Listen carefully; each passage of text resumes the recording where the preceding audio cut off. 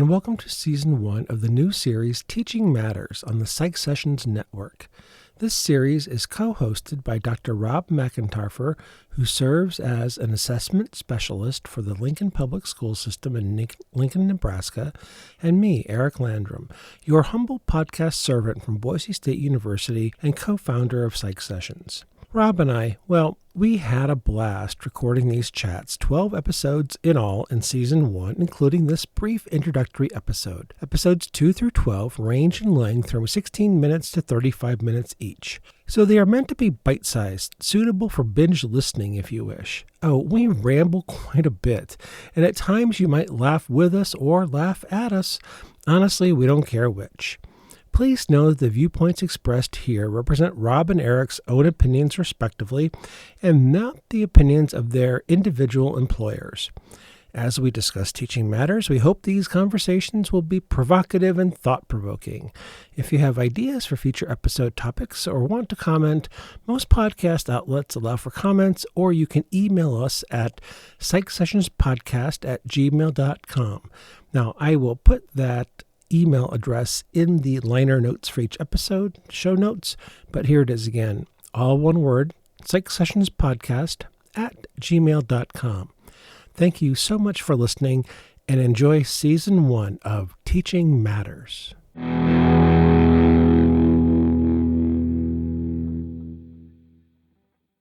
So you were about to tell me a story about a challenge that you saw on Twitter recently.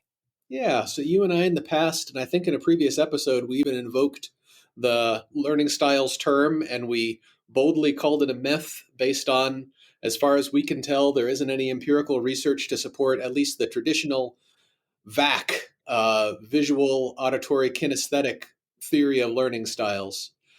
And yet it persists. It's a zombie theory, and there doesn't seem to be anything that will kill it.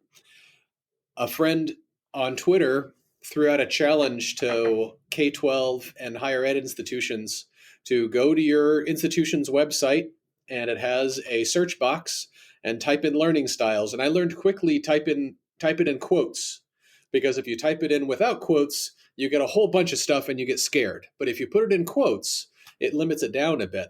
And my district wasn't as scary as I thought it was going to be. There were 5 documents that came up. 3 of them were outdated documents that were zombie documents. There were older documents that aren't currently linked to anymore. But 2 of them, I'm thinking about trying to figure out a productive way to follow up on with other people in my institution. Yeah, and you and I both know that it's a complicated topic, and we sometimes take shortcuts with terminology. Right. And the field, when they say learning styles, that's a shortcut for that the learning style of the professor matches the learning style of the student, and the presumption is, in theory, that would lead to a better learning outcome. But that is wordy AF, right? That is so wordy that the shortcut is learning style. Now, students can proclaim all day long that they have a learning preference, and they probably do, right? Some of them like to sit in a lecture hall and take notes and listen. Some of them like to watch a video at home. Some of them probably think they are kinesthetic learners and they like to draw. They like an art class over a class where they listen and lecture. They have a preference for a modality. So the terminology matters. Absolutely. And the preference definitely does matter. We've talked about frameworks for teaching and learning before, and one of the ones that we talked about was Steve Chu's most recent article about cognitive challenges.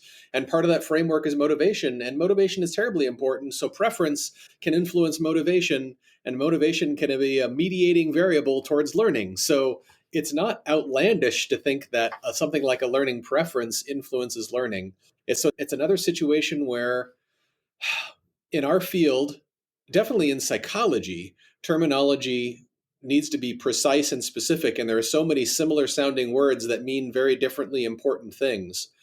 In education, it's even more, it's equally important at least, but I don't know about you, there seems to be much less standardization in teaching and learning, at least in popular press teaching and learning articles about how words are used, and it just causes a lot of confusion. Rob, I think you're exactly right. And there are so many examples that come to mind. Even things like the difference between assessment and evaluation can be a big difference. Things like student learning outcomes versus student learning objectives.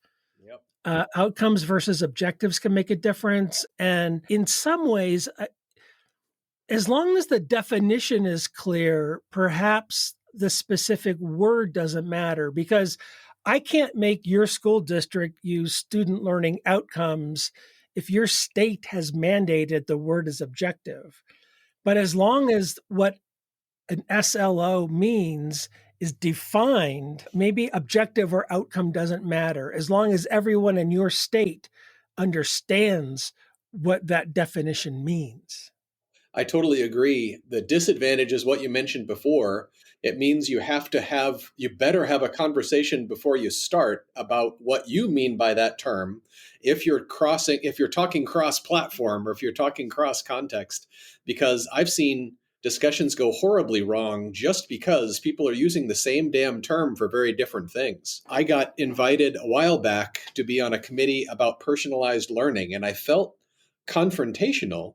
But before I replied, I said, before I respond whether I want to be involved in this or not, I would like to know what you mean by that word. Because as far as I can tell, there isn't an established definition. And some of the ways people are using that term seem like it'd be really productive to talk about, but other ways seem like they'd be really dopey to talk about. You're leading me to almost a larger issue about kind of setting the terms before we jump into an issue.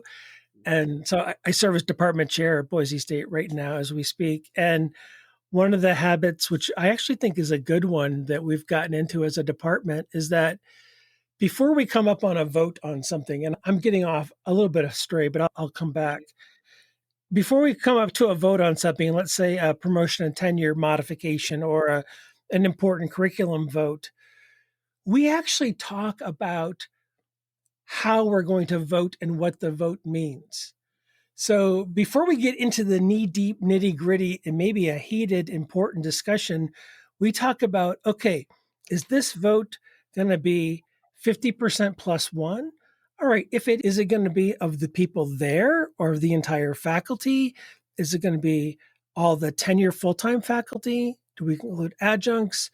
Are lectures included? So we actually have a conversation about what does the vote mean and how is it counted before we get into the sticky wicket, so that when we're about to talk about to resolve and vote on something which may or may not be controversial, we don't even know yet, we're not going to argue about it's 7-5, it passes. No, it doesn't.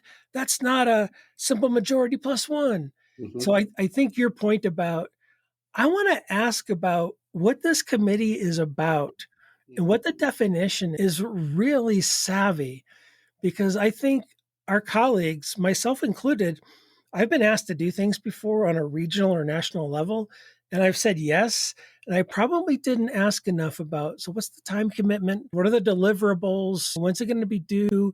Am I going to have to work on this at the exact same time during final exam weeks? That kind of thing. Yeah, agreed.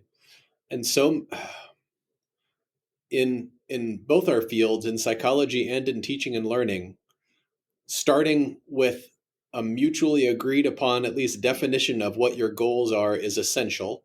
We know that for assessment, and it's true for a whole bunch of other aspects of teaching and learning. And the other maybe ironic thing is, I think we know this in our classrooms. One of our goals with syllabi and with our teaching is being very clear with students what exactly we're after and what we're talking about. But sometimes that falls apart when we talk with each other. Oh, absolutely. And forgive me, I'm gonna push back just a little bit. I think there have been times in my career, the pendulum swings for me. So there have been times in my career where I've taught research methods where I've given students a 38-page syllabus that walks them through every nuance of every assignment. There are videos on YouTube on how to make APA corrections. There's videos on YouTube about SPSS assignments and how to make your way through the 6 SPSS assignments. And I was at a conference once and I had talked about this course and all the supports that I have. And I was talking with a colleague afterwards, outside the room. I'm not going to say who it was. And he said, Eric, that's a lot of work. It's really impressive. Those students are not going to get that amount of support in the workplace. Interesting. You're giving them all of this, and he didn't mean it in a foul way. You're giving them all this hand-holding and this infrastructure, or call it scaffolding if you want to. And you're helping them succeed through your course, but you're giving it to them such piecemeal breadcrumbing. That's not a verb, but they're not going to get that when they get some complex new task in their first job, their second job with their bachelor's degree. So even though you think you're doing this great thing for them now, in some ways you may not be. Yeah, that's definitely worth thinking about. I think I'd push back on the pushback. Surprise. Some K-12 writers and thinkers would call that scaffolding. And the trick is to know what scaffolding is needed and when scaffolding should be removed. And the harder part is probably figuring out when scaffolding should be removed so that students can try a task without those supports. But I think I reject the idea that students should learn right out of the gate, or students should be expected right out of the gate to practice, to be able to think and have skills at an expert level, which is what I hear in that. So if someone's saying, so when they get out in a workforce, they won't have these supports, well, yeah, but I need to prepare them for that event. And in order to prepare them for that event, they need some supports. Otherwise, they wouldn't need to take my class. I think it's a tricky wicket because students can earn A's, B's, and C's in a college course, but really in the workplace, all you're really able to earn are A's. In the workforce, you earn too many B's and C's, you lose your job. You earn B's and C's in college, you get to stay in college. And where intellectually I'm headed, but I've never gotten there. Can you set up in a research methods type situation, which for me at the undergraduate level is one of the key pivotal linchpin courses. It's the course for a psych major that you get to see the science of psychology. And the way I teach it, what I like to think is, here's the first time maybe you get to apply the science of psychology, the things you've been learning, the content, and you get to be a scientist. You've gone through IRB training, you've gone through city program training, you are going to collect data, you're going to analyze it with SPSS, you're going to write it up APA format. I wish is there a way that you could fall within the scaffolding, fail the task, but pass the course? Because it's really about practicing the skills, but you've got to demonstrate some skill to be able to be successful in the next course. And we should actually have a whole nother conversation sometime about prerequisites, or the myth of prerequisites, or the fantasy of prerequisites, because I actually don't believe they work. But that may be another episode. Can you fail at a task and pass the course is a really cool phrase. And I think the answer better be yes, because otherwise I think it narrows the field so far for teachers about what sort of tasks we can assign. And there's a standard setting step. So if I'm developing a task, there's a task I want students to do. At some point along the line, I need to do some thinking about how I'm going to interpret student performance on this task. And I can set the bar at a certain place where students are demonstrating useful kinds of thinking, even if they can't use that thinking to produce something of exceptionally high quality yet. If what I want to measure is these useful kinds of thinking, then I design the task that way. Their paper isn't going to look publication ready yet. So let's get concrete. So in a research methods class, a student sets up a study and they end up using an independent samples t-test as an analysis. That might be a perfectly appropriate choice for them at that level. And as a matter of fact, it may demonstrate exactly the kind of thinking that an undergraduate research methods students should do. You and I know in a journal, you probably aren't going to get that study published with a simple independent samples t-test. Right. Oh, absolutely. So it would fail in the real world. I just made bunny quotes because it wouldn't get published. But for that task, that might be where I set the bar. Absolutely. The undergraduate 300 level type of study is not meant to be a publication quality Journal of Experimental Psychology, Learning, Memory, and Cognition level paper, which, by the way, is a journal I've never published in. I don't expect my undergraduates in a 300 level class to publish in. But I do expect that those students in that research methods class correctly identify that it should be an independent means t-test. And if they tell me it is a chi-square, and they do a chi-square properly, but on the wrong data because it's interval ratio scale data and not nominal data, Right. They're going to fail that slice of that assignment. Right. And by the way, they've had a prerequisite statistical methods class. And by the way, they've had 2 other math classes as a psych major coming in. Mm-hmm. So it is that scaffolding. Rob, I think the interesting point that you're making here is what I think I'm hearing is that K-12 instructors probably get more training about figuring out the developmental place where students ought to be at that level. And I can tell you in my college teaching career, I had to figure out trial and error. I guarantee there were times that when I taught a course, whether it be research methods or cognitive psych or learning, some semesters I gave a task that was way too hard and probably was too strict in students got graded more harshly than they deserved. And then I overcorrected the following semester and they got easy street. Yeah. And it took me multiple semesters for the pendulum to swing back and forth until I got it because I didn't have that training as an educator to figure out developmentally where students should be. Like so many other things, it varies so much by context. I think you're absolutely right in K-12. In some curriculum areas in K-12, say particularly math and writing, reading, there's a lot of scholarship that a lot of teachers would have access to about what sometimes are called learning progressions, or at least scholarship about you need to learn these things in this order. And because of that, you can, if someone's figuring out having trouble, you can diagnose where that trouble starts.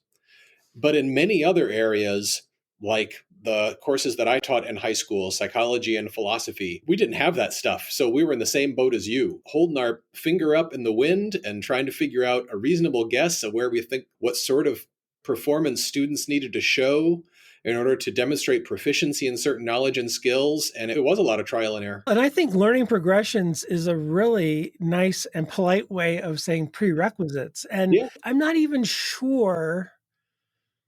There might be some hard and fast ones in the undergraduate psychology world, but I'm not even sure of that. For example, in my little brain, I really think that statistics needs to be taught before research methods. But I know colleagues around the country that teach that in reverse order.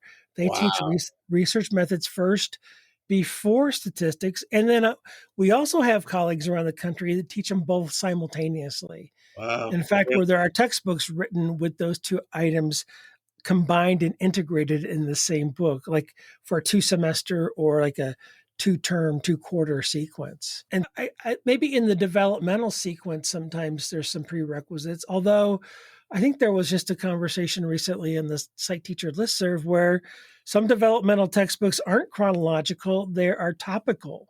Yeah, I saw that. It's not always a longitudinal or chronological discussion. Yeah. So I want to, before we close this one out, come back to learning styles because we stumbled onto that. Why do you think that's so sticky, both in K-12 and higher ed?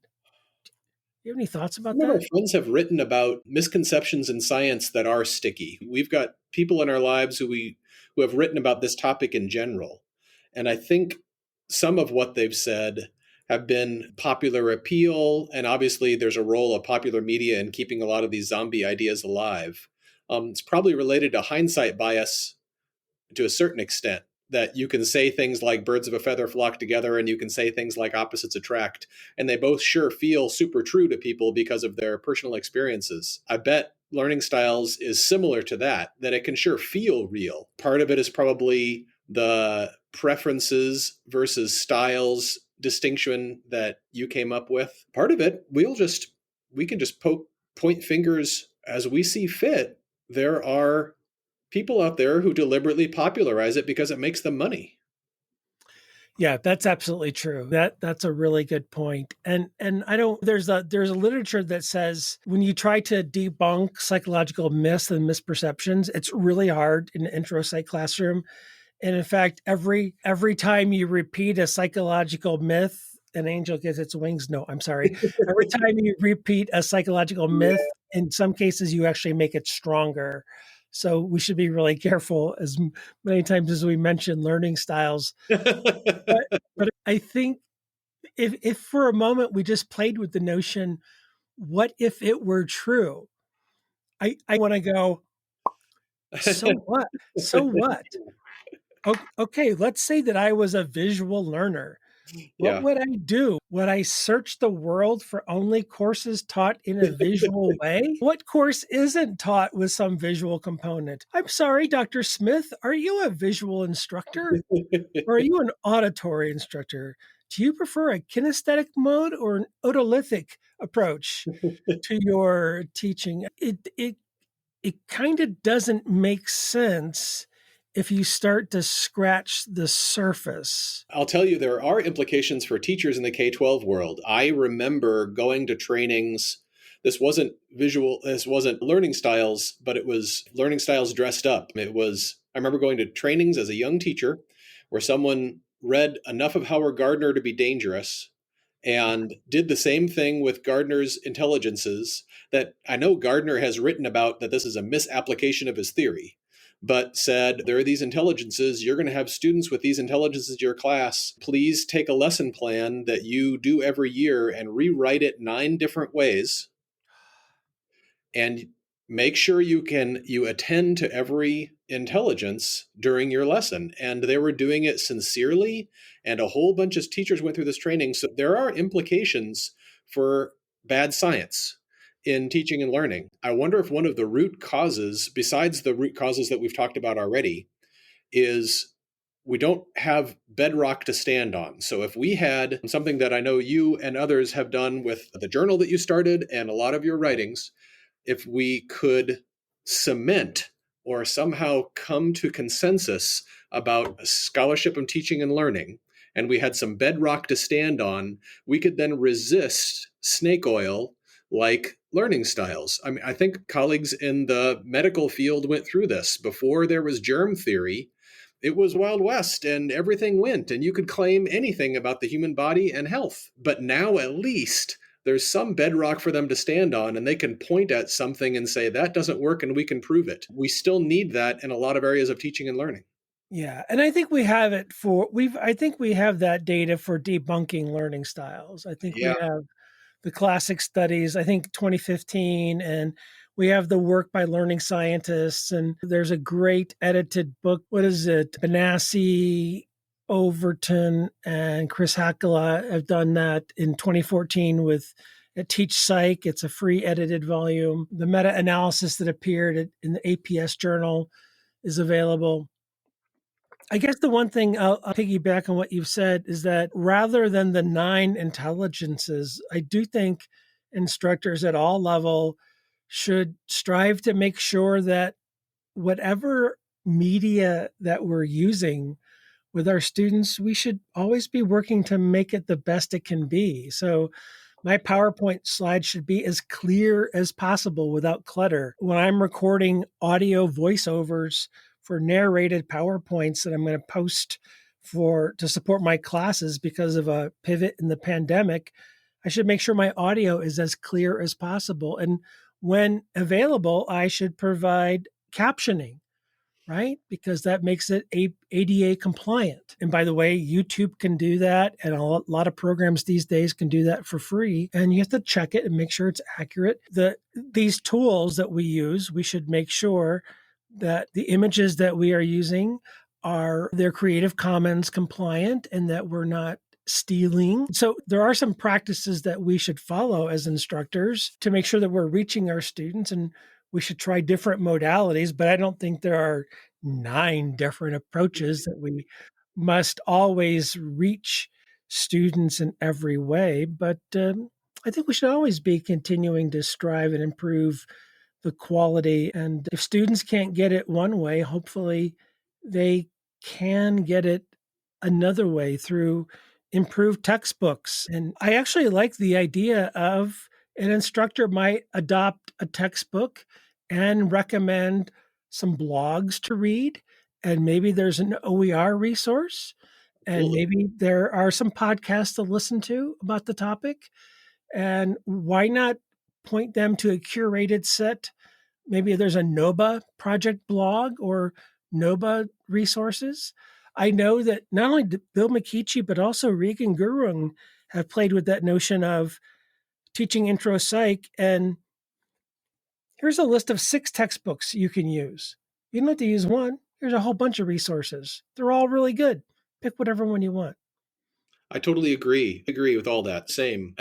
Something we've talked about earlier that I think connects with this conversation in the difference between K-12 and higher education.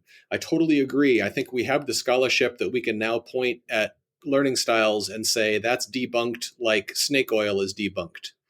But one of the maybe differences between teaching in K-12 and higher education in psychology departments is that generally we K-12 people don't learn from you in psychology departments unless we take a psych class. We learn from folks in the ed psych departments, and I'm not trying to disparage. I know a lot of folks in ed psych departments who are teaching great things, but I also know from past experience that ed psych departments and psych departments are often very separate. And I can't say with 100% assurance that there aren't folks in teachers' colleges in my area who aren't teaching learning styles. Can you say that in your area? No, I can't. In fact, I'm going to be a little bit vague, but Garth and I, through PsychSessions, were involved in a online conference not that long ago. And Garth was actually an attendee in a session where learning styles were a part of one person's presentation. Yeah. He So was an audience for it. the science of teaching and learning is really important. And I think we need bedrock scholarship to stand on, but the we has to be pretty big. The we can't just be the psychology community. The we has to be the teaching community. And that's a much bigger community and harder to get consensus and communicate and all of that. Yeah, and there's no universality to that. We have folks within our niche. The learning scientists are doing a great job, and people at Wash U, Pooja Argawal, and the folks affiliated there. There's all kinds of pockets of people. When you get bigger than that, it becomes, I'm trying to think of. There have been people who've been doing this for decades that are cross-disciplinary. And I guess really, as I think about it all, it gets linked to travel and travel budgets. And when I can go to one conference a year for travel, I'm going to go to a psychology discipline specific, not necessarily an all-inclusive type of conference. It's going to be really for everyone, where learning styles might be debunked on a more global basis. Absolutely. And then there are we talked about popular media earlier. Things like TED Talks have a much wider reach than any conference can hope to have.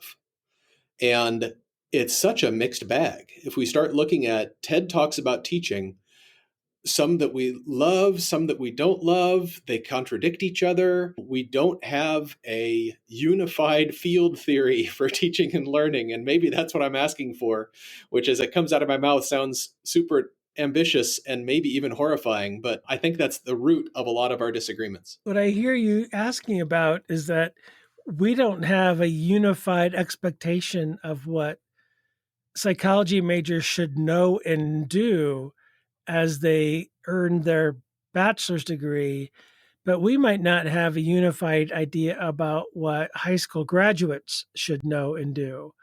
We might have a distribution of what credits they should earn in a particular state, but that's really different than what they should know and be able to do. Absolutely. Totally agree. The other idea this is making me think of, many of our friends and maybe some people listening to these podcasts are involved in centers for teaching excellence at colleges. And what it makes me wonder, and maybe we can have somebody come in and talk about this sometime, do the various centers for teaching excellence, do they have a unified field theory? Do they have some commonalities between them that we can rely on? Because those centers have a wider reach than individual departments. Absolutely. All right.